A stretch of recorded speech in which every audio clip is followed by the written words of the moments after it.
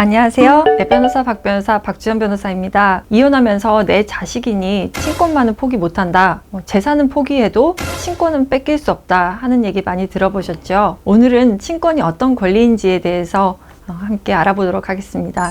협의 이혼을 하든 이혼 소송을 하든 친권자 및 양육자는 반드시 지정하도록 되어 있는데요. 친권, 단어는 익숙한데 막상 설명을 하려고 하면 정확히 어떤 권리인지 조금 애매하죠. 친권이라는 것은 부모가 미성년자인 자녀에 대해서 가지는 재산상 그리고 신분상 권리와 의무를 말합니다. 민법 친권의 효력이라는 파트에서는 몇 가지를 규정을 하고 있는데요. 대표적인 것들로는 보호 교양의 의무, 거소지정권, 그리고 자녀의 재산 관리 같은 것들이 있습니다. 쉽게 말해서 자녀가 어떤 학교에 다닐지, 어떤 동네에서 살지, 어느 주소에 전입신고를 할지, 그리고 어떤 학원에 다닐지, 어느 병원에 갈지, 수술을 할지 말지, 은행 계좌를 개설을 할 것인지, 여권을 발급받을 것인지 이런 것들을 결정을 하는 것입니다. 친권자로 상대방 배우자가 지정이 된다. 이런 경우에는 자식을 뺏기는 것으로 그리고 내 자식이 아닌 것으로 생각이 돼서 친권을 가지고 다투는 경우들이 많은데요. 부모와 자식 간의 그런 관계가 단절되는 것은 아니고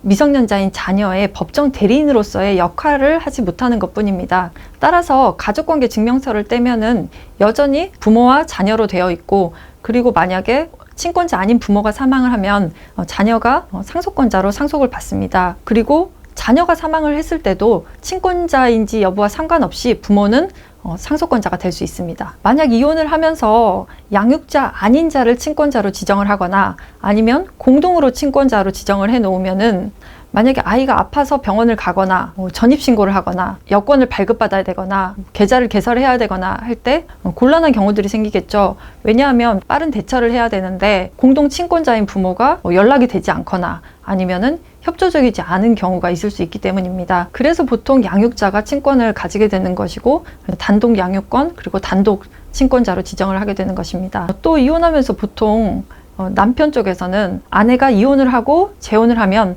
자녀의 성을 새아빠 성으로 바꿔서 자식과 단절될 수 있다고 해서 친권자로 지정을 해달라고 하는 경우들이 있는데요. 이것도 잘못 알고 있는 것입니다. 이혼 후에 재혼을 한다고 해서 자동적으로 새아빠의 성으로 바뀌는 것도 아니고 새아빠의 성으로 바꾸는 것도 쉽지가 않습니다.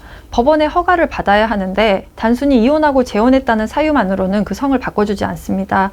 자의 복리를 위해서 특별한 사정이 있을 때에만 허가를 해주는데요. 보통은 친아빠의 의견을 존중을 하기 때문에 이혼하고 배우자가 재혼한다고 해서 자식의 성이 바뀔 염려는 하지 않으셔도 됩니다. 그리고 중요한 것은 친권은 자녀가 미성년자인 경우에만 있는 것이기 때문에 자녀가 성년이 되면은 친권 자체가 없어지는 것입니다. 그래서 친권자로 지정되지 않으면은 평생 자식과 단절된다 라고 생각하는 것도 잘못된 오해입니다.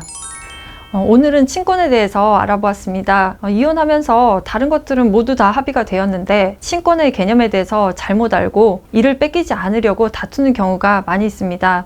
물론 성장 과정에 관여를 하지 못할 수도 있습니다. 그래서 공동친권을 주장하는 분들도 많기는 하는데요. 법원에서는 거의 인정해주지 않고 있습니다. 친권이 없다고 해서 부모로서의 자격이 전혀 없어지는 것은 아니고 면접교섭, 그다음에 양육비 부담 등을 통해서 부모로서의 역할을 충분히 다 할 수 있는 것이죠. 그래서 친권에 대해서 잘못 알고 다툴 필요가 전혀 없습니다. 그럼 다음 영상에서 뵙겠습니다. 감사합니다.